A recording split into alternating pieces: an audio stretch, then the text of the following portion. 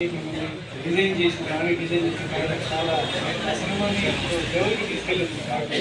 అదే టైం ఎంత నవ్వించారో ఎమోషన్స్ కూడా చాలా మంది అక్కడి నుంచి సినిమా.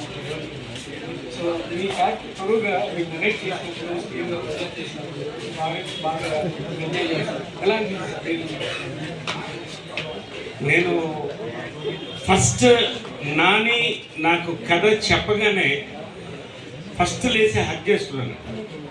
ఇంకొక నెక్స్ట్ లెవెల్ డైరెక్టర్ వస్తున్నాడని నాకు ఆలోచించలేదు. అంటే పల్స్ అనుకోండి, నా ఎక్స్పీరియన్స్ అనుకోండి, ఆ కథ విన్నప్పుడే చెప్పేసాను ఇది కిరణ్ అబ్బవరం ర్యాంప్, ఇది 100% అండ్